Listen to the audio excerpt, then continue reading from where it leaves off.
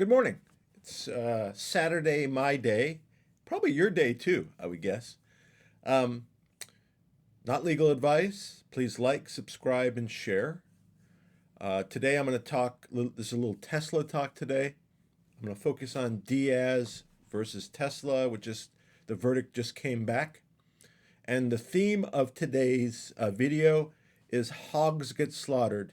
Just be a pig.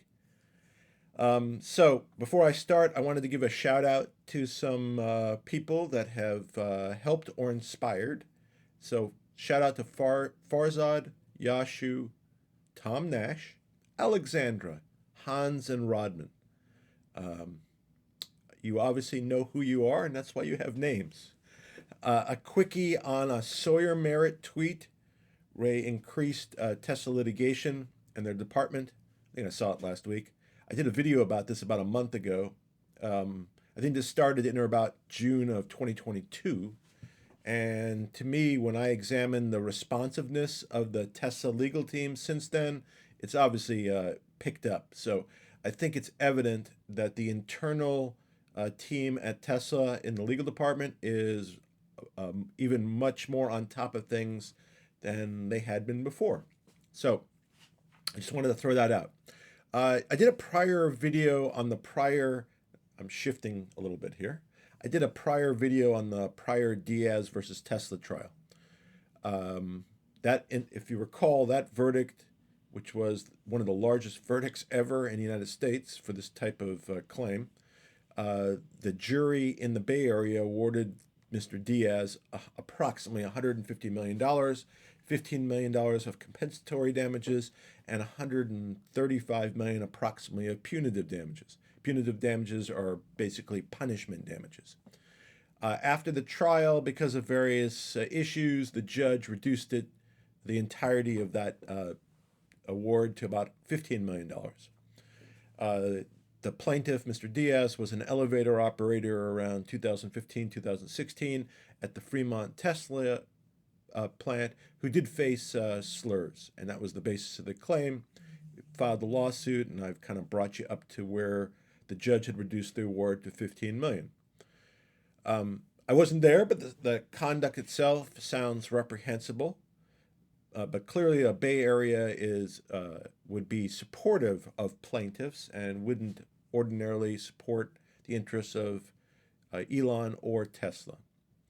One of the issues that came up during the trial, but apparently was not seemingly considered to a large extent by the jury, was the fact that the plaintiff had not offered that many complaints, very few to the supervisors, and even after the time that he complained about the conduct, he brought his son to work at Tesla at Fremont. So that was a little bit odd, but so be it. But the conduct was the conduct. Because the award was too much, the judge reduced the award. So plaintiff, Mr. Diaz, had the option to accept the $15 million or get a retrial on the damage award. And there was possibility that even if he hadn't asked for a retrial, there would have been procedural reasons why he would. But in essence, he gave up the $15 million to roll the dice and see what would happen, he or his lawyer, and elected for a retrial. Now, I did a video, like one of the first videos I did, I call it the clickety-clack video, was near when I started practicing. There was a PI case with clear liability in a building where a person fell down the stairs, hurt themselves. This was in the 80s, turned down about $650,000, and because of her clickety-clackety high heels, got an award of about $15,000. So this case reminds me of the clickety-clack case. But anyway, so bringing us to the current time, about 2 weeks ago, the retrial of the damage phase started in front of a new jury, limited to the evidence that had been previously presented and witnesses, although they might have testified slightly different.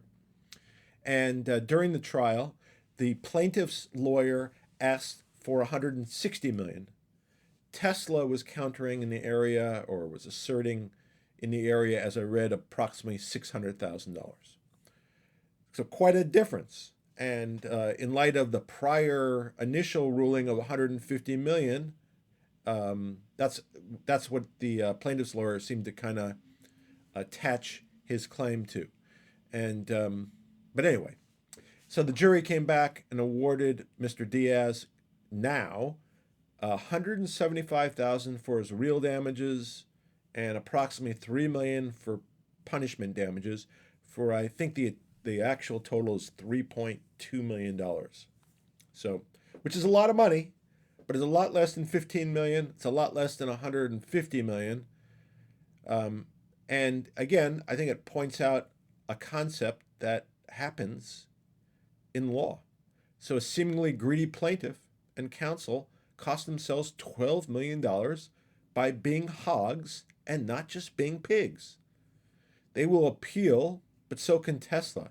So in this case, Diaz is going to appeal this damage award, but so can Tesla. And Tesla might be able to get a reduction of the punitive damages award because it's probably still too high relative to the $175,000 damage amount, actual damage amount. So it's possible that these plaintiffs might get substantially less than $3.2 million. And it might take them a considerable amount of time to ever get a judgment, the appeal completed, any final judgment reflecting the new numbers, or anything along those lines. So it's actually costing them money because cost of money, time, interest, etc. Plus the fact they may get less. And it was in the Bay Area, so it was a very favorable jury. And despite what I found to be plaintiffs' inappropriate comments made after the trial last week about the character of the jury, I think he had a very sympathetic jury, and he still got whacked. So the jury must not have believed that the damages were that much. That's ultimately what it was. And plaintiffs often ask for too much in damages. This is not somebody who lost a leg or something that was so objectively observable. It's a subjective thing. So these are ongoing. So there's a bunch of cases related, not involving Diaz, but other cases out of Fremont. And with this award, if you're a plaintiff's lawyer, especially since the jury was in that area, it's got to dissuade you from spending a whole bunch of money and a whole bunch of time in pursuing these claims. So it will discourage, I think, illegitimate claims and will reduce the value of other claims. And ultimately, it's going to reduce Tesla's cost, legal cost, future legal cost, etc. So I found it interesting. Again, Diaz could have had a lot more money, but I think he was a hog. And it may have been, I don't know whose decision that would have been. In the experience I had when I just started, I thought it was the plaintiff, not the plaintiff's lawyer. But in this case, I don't know. But they certainly cost themselves a lot of money. At least it appears they did. Anyway, be well. Take care. Have a good weekend.